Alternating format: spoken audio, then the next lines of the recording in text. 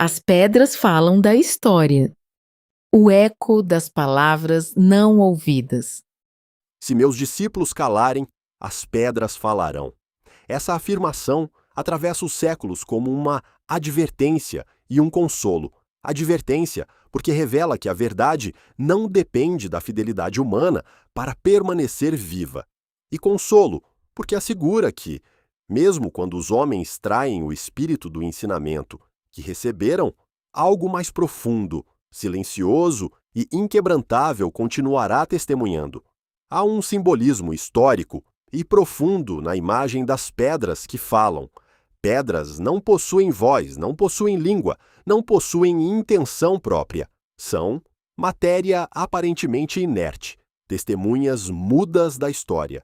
No entanto, nelas se gravam marcas, marcas do tempo, marcas da violência, marcas da construção e da destruição. Pedras sustentam templos, mas também constroem prisões, erguem catedrais, mas delimitam campos de batalha.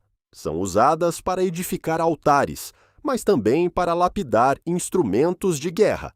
Quando os discípulos calam, as pedras falam porque carregam, impressas em sua superfície, as consequências do que foi feito em nome daquilo que deveria ser amor. O silêncio dos discípulos não é apenas a ausência de palavras, é o abandono da essência, é quando a mensagem original, viva e libertadora, é substituída por estruturas rígidas, sistemas de poder e interesses terrenos. É quando a compaixão cede lugar ao controle, quando o serviço se transforma em dominação, quando o amor é instrumentalizado para justificar exclusões e violências. Esse silêncio é mais ensurdecedor do que qualquer grito, porque é o silêncio da consciência que se omite.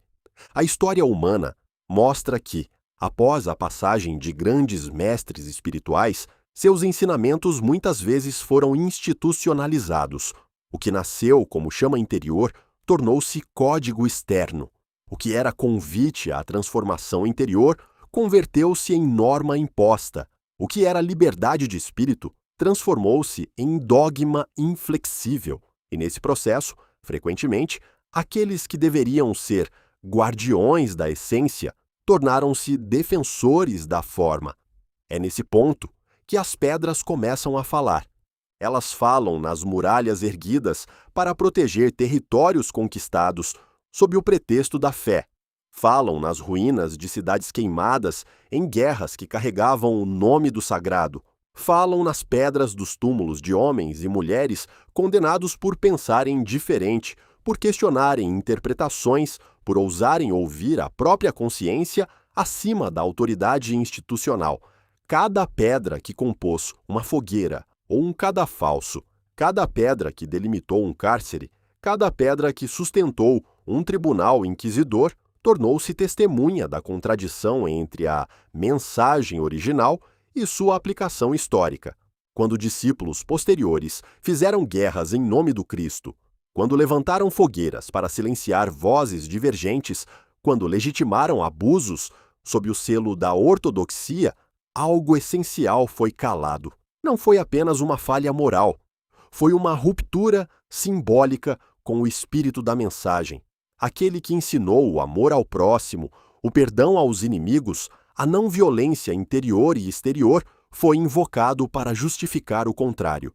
O nome que deveria consolar foi usado para intimidar. O símbolo que representava entrega e compaixão foi erguido como estandarte de conquista. Esse é o calar dos discípulos. E então as pedras falaram. As pedras dos túmulos e a memória dos espíritos. Há uma imagem ainda mais profunda nesse simbolismo. As pedras dos túmulos. Túmulos são lugares de memória. Guardam corpos, mas também guardam histórias. São marcos da finitude humana, mas também são testemunhas daquilo que ultrapassa a morte física. Quando se fala em espíritos simbolicamente moradores dos túmulos de pedras, não se trata de entidades invisíveis, mas da consciência coletiva daqueles que sofreram, foram silenciados ou injustiçados, cada vez que alguém foi condenado por pensar diferente, por interpretar a fé de maneira mais compassiva. Por buscar uma espiritualidade mais livre, uma pedra foi colocada sobre sua história. Cada vez que alguém foi morto em nome da religião, uma pedra selou seu destino terreno. Cada vez que a intolerância foi institucionalizada, as pedras se acumularam. Essas pedras, no entanto, não abafaram completamente as vozes. Elas se tornaram amplificadores, porque a injustiça não desaparece simplesmente. Ela reverbera na consciência humana. A dor não resolvida transforma-se em pergunta. O sofrimento imposto em nome do sagrado transforma-se em crise espiritual. E a crise, quando encarada com honestidade, torna-se oportunidade de despertar. Assim, as pedras falam através da memória histórica, falam através dos registros que revelam contradições, falam através da vergonha coletiva que, em determinados momentos da humanidade, leva instituições a reconhecerem erros cometidos. Falam através das gerações que olham para o passado e perguntam como foi possível que, em nome do amor, se praticasse tanto ódio. As pedras falam porque os espíritos que simbolicamente nelas habitam não se calam. Eles se manifestam na inquietação ética da humanidade, manifestam-se na busca por uma espiritualidade mais autêntica, manifestam-se na recusa em aceitar que violência possa ser expressão legítima de fé, manifestam-se na consciência que desperta e diz: isso não representa o ensinamento original. Quando discípulos calam sua consciência e preferem proteger estruturas de poder, as pedras, isto é, os fatos, as consequências, as memórias, tornam-se mestres. Elas ensinam pela dor aquilo que não foi aprendido pelo amor. Elas mostram, através das ruínas, o que acontece quando a essência é traída. O Cristo interior e o desvio histórico. O ensinamento do Cristo, em sua essência, é um chamado à transformação interior. Não se trata de mera adesão externa a uma doutrina, mas de uma conversão profunda do coração. É um convite à compaixão, à humildade, ao serviço, à reconciliação. É um caminho que começa dentro e se manifesta fora. Quando esse ensinamento é deslocado para o campo exclusivo da autoridade externa, perde-se seu núcleo. A espiritualidade deixa de ser vivência e torna-se sistema. O amor deixa de ser prática e torna-se discurso. A fé deixa de ser confiança e torna-se instrumento de controle. O desvio histórico não ocorreu de uma única vez, nem foi resultado de um único evento. Foi um processo gradual. Ao longo dos séculos, o poder político e o poder religioso se entrelaçaram. A fé, que deveria libertar consciências, passou a ser usada para consolidar impérios. A mensagem do desapego foi acomodada dentro de estruturas de riqueza e influência. O chamado à mansidão foi reinterpretado sob a lógica da dominação. Nesse contexto, os discípulos posteriores, aqueles que herdaram a responsabilidade de representar o ensinamento, muitas vezes silenciaram a própria consciência para preservar a estabilidade institucional. Calaram diante da injustiça quando denunciar significaria perder privilégios. Calaram diante da violência quando questioná-la implicaria confrontar alianças políticas. Calaram diante da exclusão quando defendê-la parecia proteger a pureza doutrinária. Esse silêncio não foi apenas humano, foi espiritual. Foi o calar do Cristo interior. Foi a substituição da presença viva por uma imagem estática. Foi a troca da experiência pela repetição. E quando o Cristo interior é silenciado, as pedras exteriores começam a falar. Elas falam através das guerras religiosas que mancharam a história com sangue, falam através das fogueiras que consumiram corpos e, ao mesmo tempo, expuseram o medo das instituições diante do pensamento livre. Falam através das divisões internas que fragmentaram comunidades em nome de interpretações rígidas. Cada pedra lançada contra um suposto herege tornou-se testemunha da contradição entre o gesto e a mensagem. Cada pedra que construiu uma fortaleza religiosa tornou-se símbolo do medo, que substituiu a confiança. Cada pedra de uma fogueira tornou-se memória ardente de que algo essencial havia sido perdido. O retorno das vozes silenciadas. Entretanto, a história não é apenas um registro de quedas, é também um caminho de retornos. As pedras que falaram através da dor também provocaram despertar. Ao longo do tempo, surgiram movimentos de reforma, de renovação espiritual, de retorno à essência. Surgiram vozes que, inspiradas pelo mesmo espírito original, ousaram questionar as distorções acumuladas. Essas vozes muitas vezes foram perseguidas.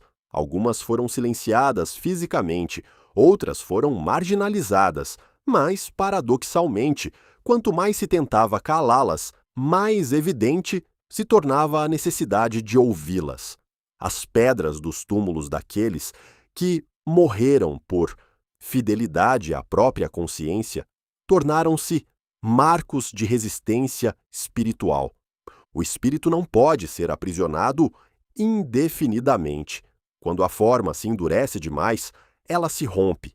Quando a instituição se distancia demais da essência, surge uma crise. E a crise é a linguagem das pedras. Ela obriga a revisão, provoca reflexão, exige maturidade. O retorno à essência não significa negar a história, mas aprender com ela. Significa reconhecer que os discípulos falharam, que houve silêncio, onde deveria haver coragem, que houve violência, onde deveria haver amor. Significa compreender que a espiritualidade autêntica não se sustenta sobre o medo, mas sobre a consciência desperta.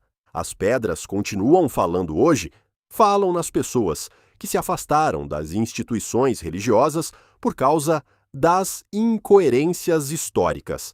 Falam na busca contemporânea por uma espiritualidade mais interiorizada, menos dogmática, mais centrada na experiência pessoal e na ética universal. Falam na recusa crescente em aceitar que qualquer violência possa ser justificada em nome do sagrado. Essas vozes não são oposição à fé, são seu aprofundamento. São a tentativa de resgatar o que foi calado. São o eco tardio da advertência. Se os discípulos calarem, as pedras falarão. A responsabilidade atual.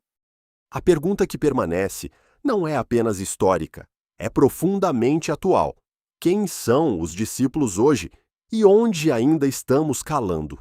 Cada ser humano que se reconhece seguidor de um caminho espiritual assume, consciente ou inconscientemente, a responsabilidade de representá-lo no mundo. Isso não significa perfeição, mas implica coerência. Implica esforço sincero de alinhar discurso e prática.